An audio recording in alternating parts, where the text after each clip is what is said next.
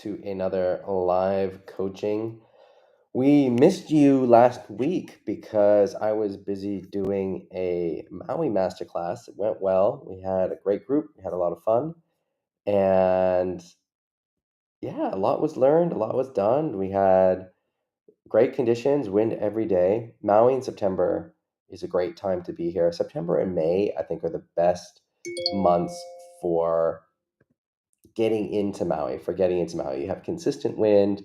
There are waves, but they're not too big, and the wind is not too gusty like it can be in the winter, or light like it can be in the winter. So I think those are really the best months for getting into Maui. So that's May and September. So September is the start of the season, and May is the end of the season. If you want to level up your windsurfing, you can do so on Windsurfing Masterclass. You can go to my.windsurfingmasterclass.com, and currently we've got a few courses. I'm in the process of making more. If you want to learn to loop, this is designed for you. If you want to learn to loop, this is designed for you. This is a course that goes into the whole loop journey.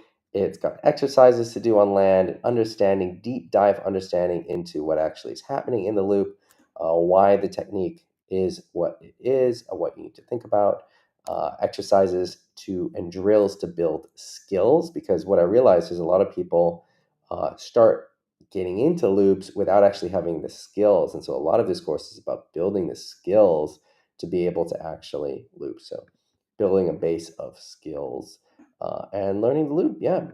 Fast Tag Secrets. This course has been online the longest, and it has a massive success rate.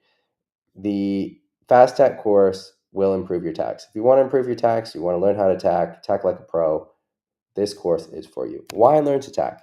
If you can fast tack, you will catch more waves. You'll be able to stay upwind. You'll catch the waves you want to catch. There's a reason that all the pro windsurfers fast tack, right? Fast tacking is the way to go.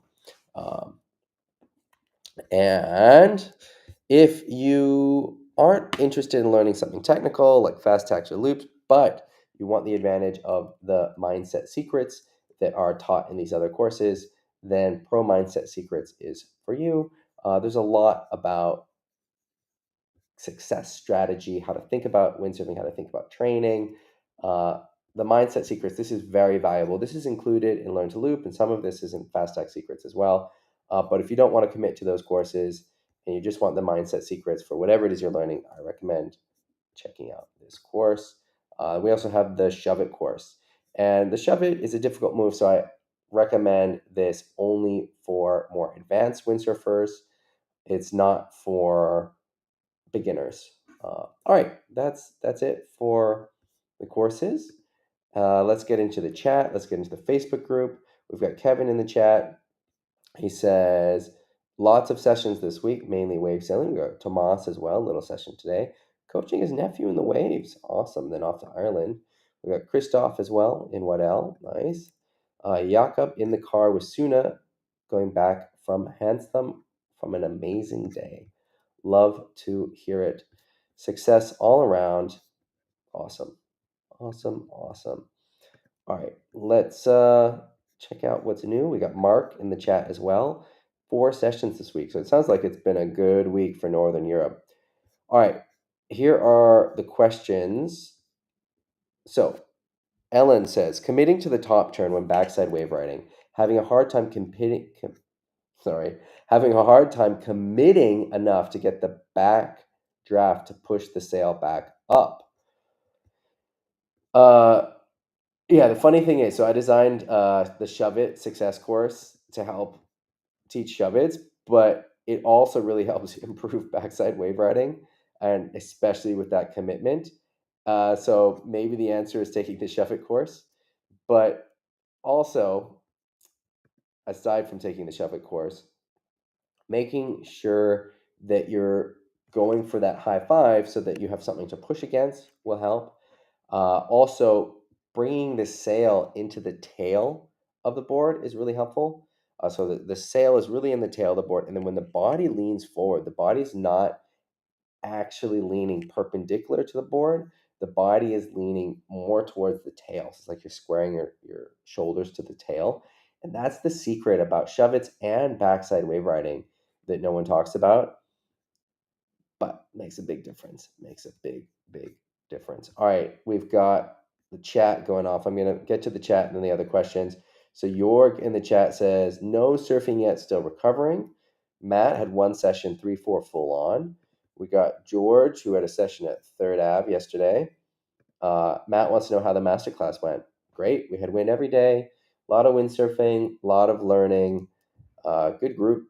Yeah, it was good. It was my first time doing something like that on Maui, and I will definitely do it again. It went really well. Dom Dom in the chat. Um, George Luke is going to Third Ave again today. All right, so Tomas says he sees Kevin trying some new Ezzy sails. Yes, Kevin's on some prototypes. We're testing out something different. It'll be a new sail line. So in addition to the Ezzy Wave, Kevin says, Kevin Bennett, different from Kevin Pritchard, says he had some sessions in. He's going to post some video.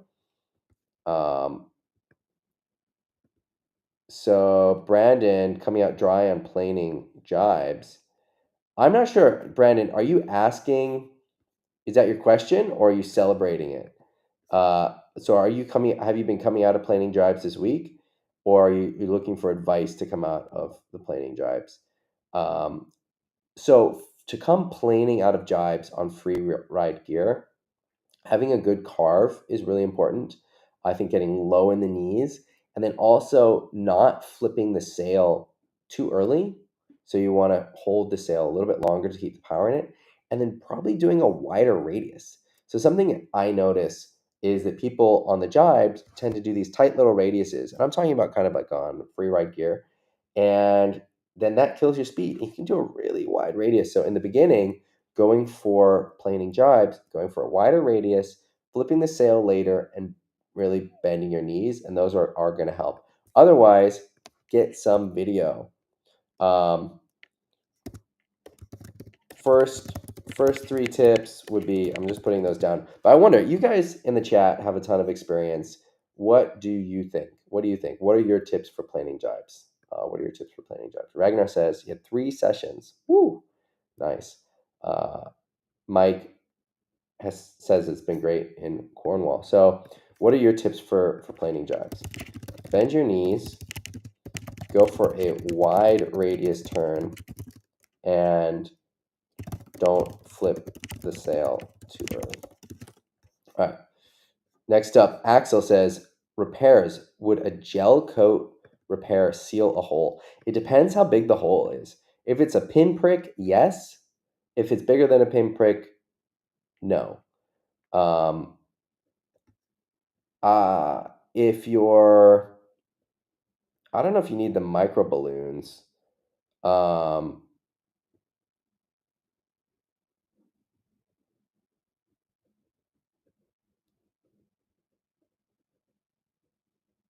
yeah, I would do an epoxy. I would do an epoxy, just an epoxy layer. I don't think you need the micro balloons mixed in. Uh, but yeah, just a bit of epoxy. Depends how big the hole is.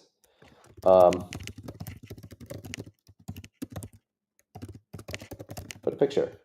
All right, Ellen says, committing to the top turn when backs. Oh, we already talked about this one. Andre says, I've tried to post a question about repeated headache caused by hard forward loop landings, but since Facebook tells me it has to be allowed by the group admin, not sure why.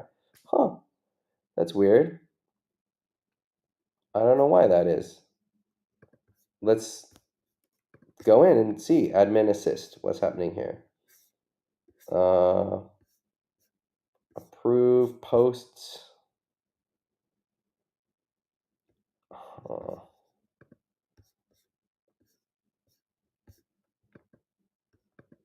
I don't see anything in here.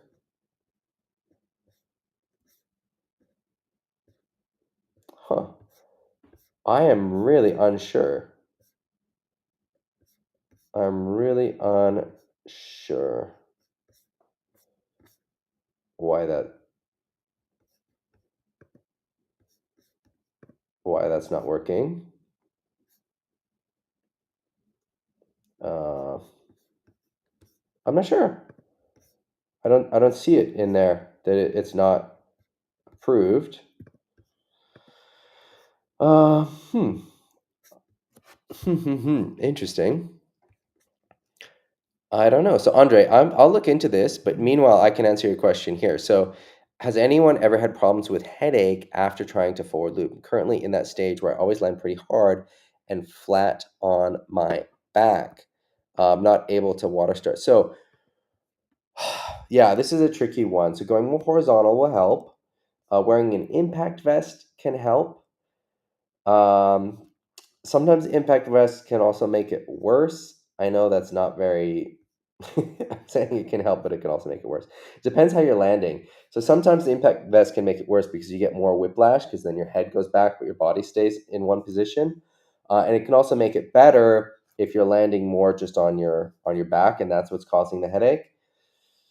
Uh, in general, the back slap is very annoying, and we want to combat it by going more horizontal. So the more horizontal you go, the less back slap you'll get.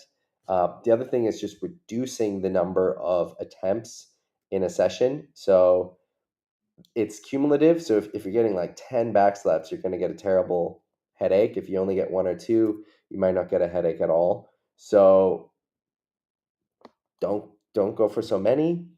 Uh, we've got Yeah, what else? I wonder if you guys in the chat have some tips for headaches from landing on the back when you're learning the forward loop. I know this also from learning doubles is definitely a factor.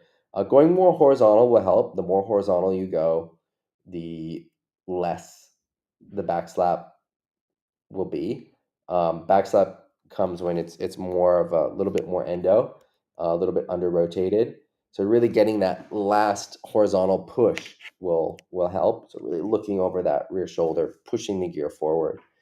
Dom Dom gives us a tip for planing jibes. He says use the swell. This is a great tip. Use the swell. That's a great tip for jibes in general. Axel's in Munich with some wind skating. Max dinged his board. Ouch! Post a photo and we can see. Um, I think Christoph is recommending taking the Learn to Loop online class. I think Andre is in the Learn to Loop class. I don't know if he joined the WhatsApp group, but that's so the Learn to Loop course. So if you go to Windsurfing Masterclass or just learntoloop.com, it'll take you to the course. And a lot of you guys are already in the course, but the course has a WhatsApp group, a WhatsApp community attached to it, and there's a lot of good knowledge in there. So uh, I recommend posting that in there. So if you're in the Learn to Loop course and haven't joined the WhatsApp community yet, I recommend that you do so. All right. Jochen has never really practiced back loops, but had two goes the other day. A video of the first one attached. On the first attempt, he was lacking speed and height and therefore not completing the rotation. On the second attempt, he was more committed, more speed, bigger ramp. Unfortunately, no footage. Lifted off, looked over the shoulder, and some weird shit happened. Found itself heading for the water surface above my gear, essentially like a push loop. Scary. Yeah, that sounds scary. Escape without injury. How to avoid this from happening? It can be a normal part of the back loop journey, but we don't want that to happen. We don't want to flip like a push loop and let go of the gear. That is dangerous. So this is not that one. This looks like easier rotation. So why does it happen? So what happens when you go into that kind of push loop, scary, out of control rotation is you're pushing the gear into the wind, and you don't push the gear in the back loop to create the rotation. Instead, what's happening is you're sailing up into the eye of the wind, and then it's a very gentle rotation where you're just coming down over the other side, over your shoulder on the other side. And so you're never throwing the gear, you're never pushing the gear into the wind, you're not using your body like that. It's a subtle rotation. It's better in the beginning to under rotate than to over rotate. And so you want to have a little bit more speed than you have here. And you want to think about the back loop in two parts. So you're going up is one part, and then coming down is the next part. And that's different than what you're doing here. So here, you're one continuous rotation. So right off the ramp, you start rotating. And so if you have more speed and you get more height, this is going to turn into more of a push loop rotation. And so what we want is to think about just going straight up with the sail back towards the tail of the board. And then we're coming over, you kind of pushing the gear gently over and down towards the water, and you push the sail towards the nose of the board. And that stops the rotation, keeps it very controlled. What we don't want is the sail back, pulled back like this through the whole rotation, because that will make that sort of accelerating, scary rotation. Um, yeah. So hopefully that's helpful. Good effort. Good effort. We got another tip from Kevin, and he says, go low, bend the knees, use a wave, don't carve too hard. Good advice. All right, next up, video from Kevin. A couple of waves after having a think about some suggestions from the stream 2 weeks ago. He got 4 sessions since then. Woo. All right, let's check this out. All right, so we were talking about mainly going for it. Oh, I love these pocket turns. That was a great little turn. All right, come up, hitting it. Yeah, right into the white water, right into the lip. Solid. All right, let's see the next one. All right, carving a turn. Hands go wide on the boom. We like to see it. Boom, off the top. Yeah, I can see it looks like you've got a lot more confidence. Let's see what's happening on the next turns. All right, come up and hit that. Yeah, boom. This is exactly what we're talking about. This is exactly what we're talking about. So you're coming up in more of a U shape. So it's more of a U-shaped bottom turn rather than just a line. And then you're putting that board right in that corner pocket. Get another one too. Bam.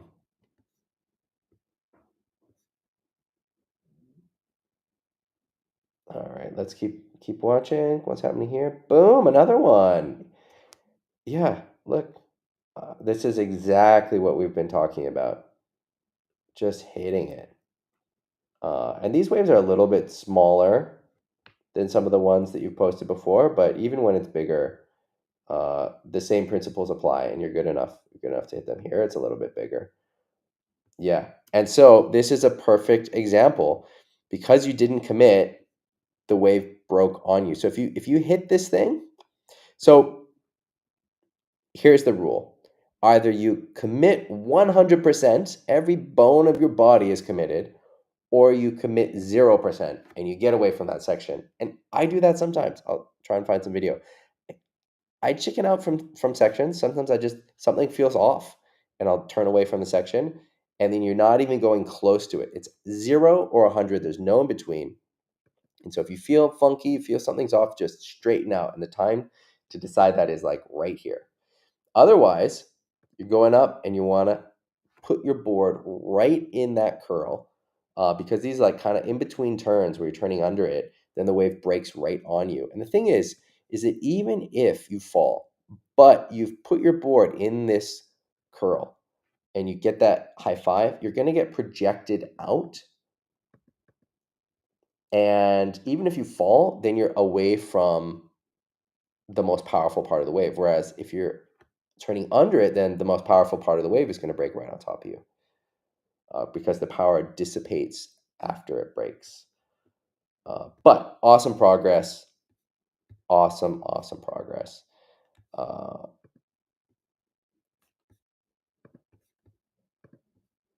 right, next.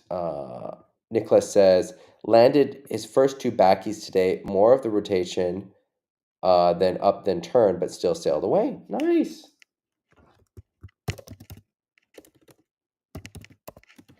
Cool. Let's see what the comments say. So he was watching some of the TWS videos that helped. Cool. I love it. Back loop unlocked. All right. So here's a question from last week.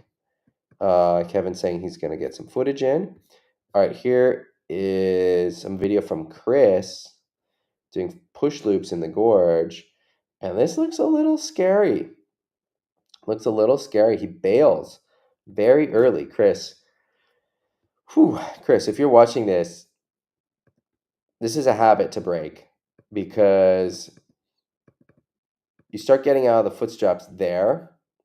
If you stay in the footstraps and just push the sail forward, you're gonna make it.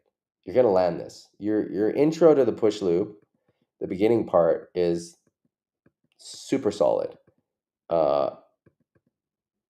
This will be just a great push loop. But letting go, letting the feet come out, and you're stuck on top of the gear, I don't like it. I don't like it. Looks like an accident waiting to happen. And so you do say you hit your head on the board. Good thing you're wearing a helmet. Um, yeah, you do not want to come out of the footstraps in this case. So if you stay in the footstraps and just push the rig forward, so not just pushing it down, but pushing it forward, like towards your nose or towards the direction you're traveling, you will land this. You're getting enough height, you're getting enough rotation. Everything in this is perfect except for the bail. And so like here, you're starting to come out of the feet already at this point. And I don't know if that's something that you want to check out with your foot straps, if you have a good enough connection with your board, or like you want to make sure the foot straps are narrow and so you have a good connection with the board, or if it's a fear thing. But this is not something that you want to build a habit of doing because you will get hurt. So breaking this habit is super, super important. You do not want to bail out of your foot straps like this. Uh, yeah, it is not safe. It is not safe. You don't want to pull out of their foot straps. Yeah. Uh, all right. We got Andre in the group who joined Facebook just to be part of our group. That's awesome. Really awesome. We have a nice welcome.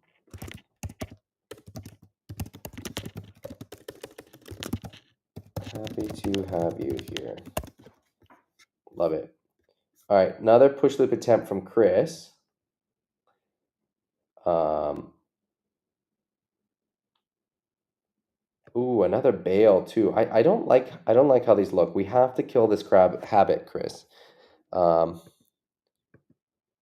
we have to we have to we have to get rid of this habit because it will lead to you getting hurt. Um,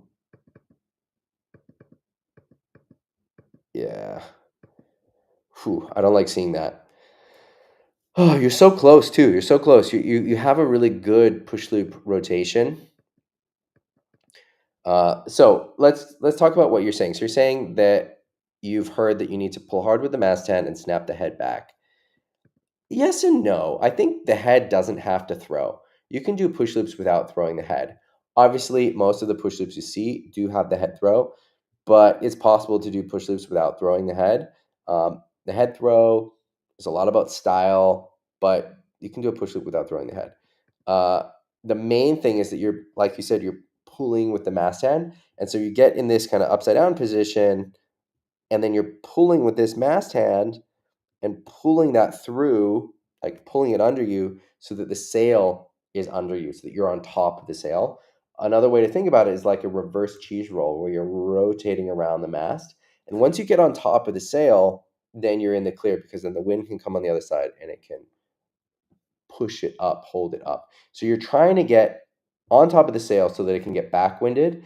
And then that backwind is what brings you upright again. Uh, there's a lot right here in your takeoff. You're throwing it hard. You don't have to throw the head as hard as you're throwing it, but if you like that, keep doing it. Um, if you drive the sail forward, like towards the nose of the board, you're kind of getting there. You'll make this. You got to stop getting out of the straps. This is something that can become a habit, and it's a very dangerous habit. I wonder, chat, is there anyone in the chat, if you've had this experience, bailing. It could be the push loop. It could be another move where you then have built the muscle memory. how did you break it, or did you not break it? I'm trying to think if I have had a move like this where I had the muscle memory of bailing. I think I had it for back loops when I was a kid. I have a memory of that, but I don't really remember how I broke it. I think with the back loops, I really changed the technique. I was doing the wrong technique, throwing technique, and so then it was easy to break that habit of bailing because once I changed the technique, everything changed. So it wasn't on the same rut, like the muscle memory rut. This is going to be a little bit harder. So, all right, if we take my example and we try to use it to help Chris, I guess it would be doing something different in the takeoff so that then the bailing muscle memory doesn't take over. Because if you're doing the same thing in the beginning, then this bail is going to keep happening because you have this muscle memory and this bad habit that's there. So we need to change, instead of just trying to will it to be different, which could work, but I think is much more difficult. We've got to change something in the beginning so it feels like a different move. So we're on a different neural pathway at this point in the rotation, and then you can commit easier to staying with the board. So changing something in the beginning. So it could be like Manu says, going for a more vertical ramp. It could be maybe not throwing your head enough. It could be releasing the backhand. I know some people learn push loops with the backhand off at first because it actually does make kind of a nice rotation with the backhand off, almost like you're doing here. So changing something in the beginning, uh, which it could be thinking about, like I was saying, really rotating around the mast. So then you're getting the sail really pulled under you and you're trying to get on top of the sail, like a shove it. Like once you're on top of the sail and the sail's under you, you're in the clear. You're in the clear. You've made it. Even if you don't make it, you've pretty much made it. All right. Um, Here's a video from David from New Zealand. Let's check this out.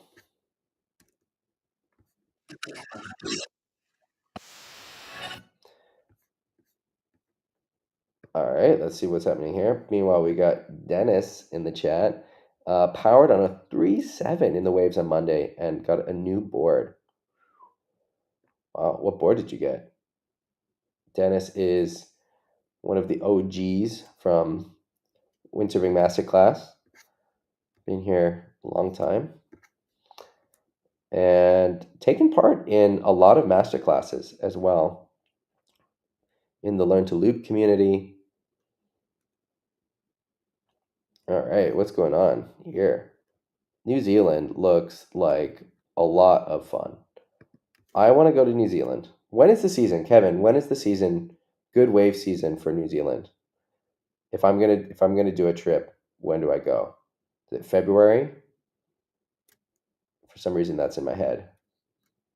What? Whoa! Look at that loop. So what's the season for New Zealand? I want to hear it. All right, we got Andre in the chat as well in North Colombia. Hola. Everyday win from 4.2 to 3.7. Wow, awesome. So Andre, make sure you joined the.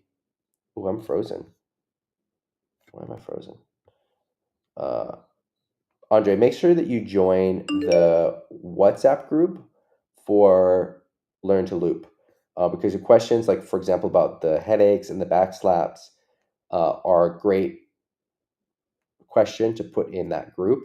I already talked about it a little on the stream. Basically, you want to minimize the number of back slaps you're getting, so there's two ways to do that. One is to rotate more horizontally, and the other is because it's that headache is cumulative. So or the headache comes from the cumulative backslaps. And so if you have 10 backslaps, that's going to be a much worse headache than one or two. So just reducing the number of backslaps, so reducing the number of times you're going for it, or making sure you're going more horizontal. But maybe some people in the group have some more advice. And then also sometimes having an impact vest or not having an impact vest can make it better. Sometimes you get whiplash from wearing the vest, and sometimes the vest helps because you're landing on like your upper back, and that's what's giving you the headache. And so having that extra protection helps. Sometimes the helmet can make it worse because you have more surface area that you're hitting the water with. So if you're wearing a helmet, you might, and you feel comfortable with the rotation, but you're just getting the back slaps, you might want to take the helmet off. If you still want ear protection, you can put earplugs in, uh, because that's one thing that can be a risk when you're learning the forwards is you get a lot of water in your ear. So ear protection can help if you don't want to wear the helmet. Helmets give you that protection. Most helmets, not all, but most give you that protection anyway. But this is great discussion to put in the Learn to Loop community. I know that you're in on the course, but I'm not sure if you're in the WhatsApp group. So make sure that you post this question there because I think it's um, yeah, I think it's good there. And again, the discussion about when to wear a helmet, when to wear an impact vest, when not to, is very interesting for that community. And if you're not Andre and you're listening to this discussion, you're like, oh wow, this is something I need. Go to learntoloop.com, join the Forward Loop course, join the community. Why not? Why not learn to loop now? If learning to loop is on your list, get started now. It takes time. It's a process. It can take 1 year, 2 years. And so if your goal is to learn to loop before you're 50 or before you're 60 or before you're 40, get started. Uh, learntoloop.com. Make sure you join the WhatsApp community because that is also where the magic is, not just in the lectures, but in the community. Cool. This is a cool little video. I love seeing video from places that we don't see a lot of video of. There's so much video from the Canary Islands, so much video from Maui, all these other places. And New Zealand has this amazing windsurfing community, and we just don't see that much from it. But Kevin is saying October, March, and that they're getting a good run of westerly winds, which works for the location in the video. So it's not even the season yet. Season starts next week, but they're still getting good conditions. Have you been to New Zealand? I want to know if you're in the chat. Have you been to New Zealand? If so, how was it? How was the windsurfing? Or would you be open to going to New Zealand? Should we be planning Windsurfing Masterclass New Zealand? Kevin, would that piss off all the locals? Do we need to not plan Windsurfing Masterclass New Zealand? Or is that something that the locals would be okay with and people want to explore New Zealand? Uh, I'm curious. I'm super keen on being respectful of the locals. So if it's a place where they're like, nope, we don't want people coming, then I respect that. But if the locals are okay with a little group coming and exploring the magic of New Zealand, then yeah, we should plan it. We should plan it. That should be on there.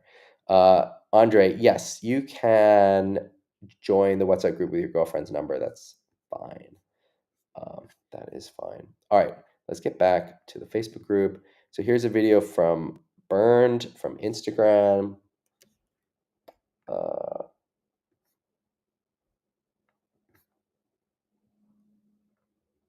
I don't know what's going on. Wants me to sign up or something. Kevin is saying that yes, the locals are okay with it. Okay. So Kevin is speaking for the locals here. We'll count it. Here's a little video from Bernd Roediger. He is one of my favorite sailors to watch at Hokipa. I've got a lot of favorites, but he is one of them. And there's a certain magic quality to his windsurfing that I like to see. These conditions are pretty good conditions for September, some solid waves, and he's playing around in them. Some clue first wave riding, clue first 360. What else is going on here? Ooh, that's a funky 360.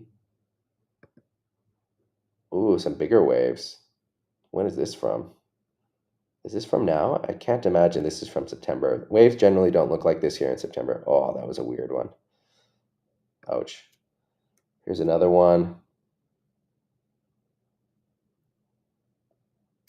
Burned, I think, is one of the sailors that I'm never happy to be drawn against at Hokipa in the competition. I've beaten him before in heats at the Aloha, maybe once or twice, but it's not a draw that I want to see because he just has this magic to his sailing. You never know what's going to come out of it, what's going to happen. Like that, like just throwing that weird magic goiter. Cool. All right.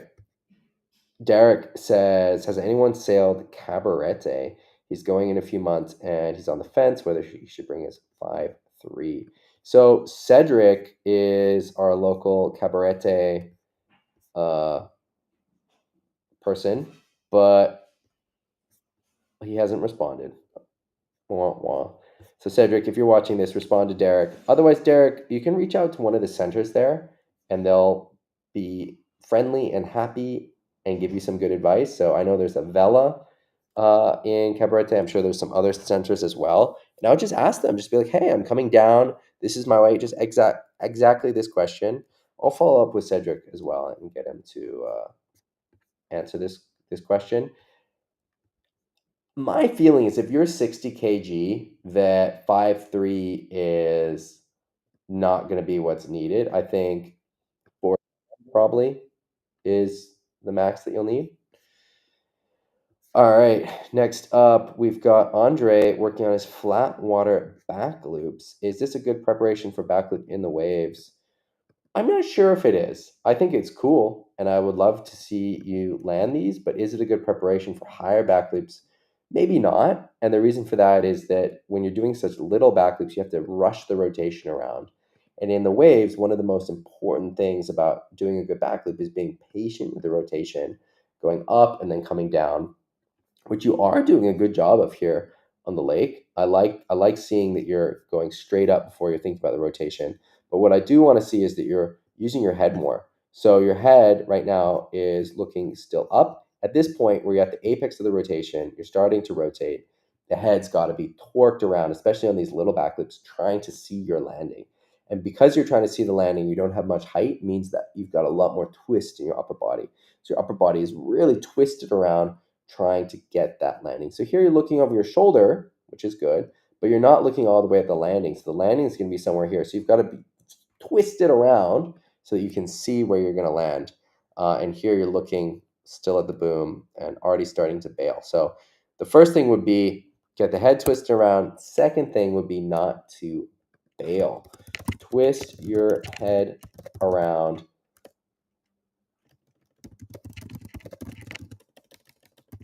to spot the landing when you are at the apex of the jump. Do you guys know what apex means? Apex means the very top. So if you're thinking about a jump, right, and you're going up and then you're coming down, the apex is the very top point. All right, we got another video from Kevin. Another video from Kevin with some hits, uh, bigger waves, gusty winds. Did we already watch this? I don't think we did. This was right after the last live coaching. Yeah, conditions look super fun. I want to see you hit those sections, which you were doing in the other video. So I don't want to talk too much about this one because this is before the other one that we already watched. So you've already figured out a lot of what I'm going to tell you.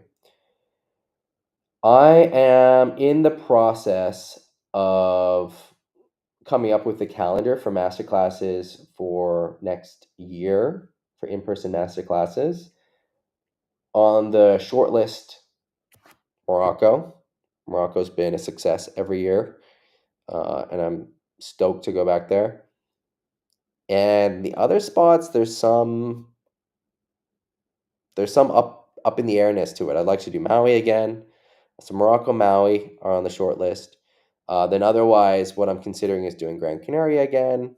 But I'd like to do some other places as well. And so if you have a suggestion, put it in the comments here or in the Facebook group. I'm going to make a post right now in the Facebook group.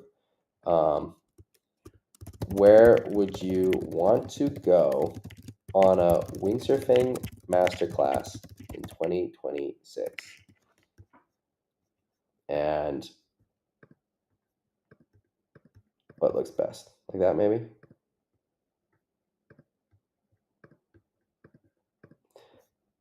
And yeah, so let us know in the chat or in that group, where would you want to go on a windsurfing masterclass in 2026? I'm open to suggestions. We've had some cool suggestions so far. Madagascar has been suggested. The Oregon coast, which is a trip I want to do, but I don't think I can do it this year with the way my schedule is, because I don't think it works already in May. I think June is a better time to do it, and I'm leaving Maui on June 1st. So I don't think that works. Maybe there's the possibility on a little forecast to do something in California in May, where I could come out for a weekend or something. Andre is saying Chile or Peru. I love those suggestions. We get a lot of interest in Peru. So I would like to do Peru. It's logistically a bit harder to do, but it's something that I would like to do. The other one I would like to plan, and if you have a tip or some inside knowledge there, is San Carlos. I used to spend a lot of time in San Carlos in Baja. It's an amazing spot, one of the best places in the world to improve your wave riding, if not the best place. Solo Sports camp run there was awesome, but it shut down during COVID. So now you can still go there, but you're camping, and it's harder for running camps. So if we're thinking about doing a master class there and you have experience with San Carlos, we need a solution for food and a solution for charging cameras. And everything else that we have on the masterclass. So it needs to be not the whole experience that Solo Sports offered, but not something so rugged that the participants on the masterclass are stressing out, preparing their own food instead of focusing on enjoying and improving their windsurfing. So if you have experience with San Carlos, maybe reach out to me. Andres says he spent 2 months there last year in San Carlos. Awesome. Yeah, I love San Carlos. But yeah, running a masterclass there is different than just going there on your own and camping out, right? Because like I said, we want to be focusing on the windsurfing, not on all the survival aspects of camping. We need a place to or an ability to charge everything, so the right solar capabilities for charging the cameras, to do footage review, all of that stuff. But it is somewhere that I want to go to, and it needs to be somewhat easy for people, because if we're doing a masterclass there, it can't be that 90% of the energy goes into organization. So that needs to be taken care of. I'll reach out to some of my other contacts around there and see if we can get going, because that's somewhere that would be really awesome to go to. Otherwise, I'm going to be on Maui for the next little bit. So if anyone's coming to Maui and looking for coaching, let me know. And otherwise, we've got the online courses set up. So you can go to windsurfingmasterclass.com and check out those courses. We've got Fast Tech Secrets, the Mindset course, and Learn to Loop as well, and then the Shove It course. I was talking yesterday to Bujma about developing a course about things like light wind secrets, things that he would wishes that he knew when he was younger. We'll see. We'll see. Early days, we're just kind of I was pitching it to him. We're hanging out with the kids, so I'm not sure what will happen with that, but it's something that's in the pipeline, possibly. All right, and yeah, if you've got a suggestion for the in-person master classes for next year, put it in the chat here or in the Facebook group. And with that, we've gotten through everything. I will see you next week, Sunday. And yeah, I hope you have a windy week. I'm on Maui, so it's windy. We've had tons of conditions here. This is a great time to be on Maui. We've got Christoph suggesting a goose screw online course. I like the sound of that. Something like a goose screw course might be, yeah, I have to think about what that would look like. I have to think about what that would look like, but I like it. Um, Sandra saying Baja California would be amazing if it could be organized. Fully agree. Fully agree. All right, everyone. I'm going to sign off. I hope you have a wonderful windy week, and I'll see you next week, Sunday. post your comments, photos, videos, all of the above in the Facebook group so we discuss it next week. I read everything that's posted.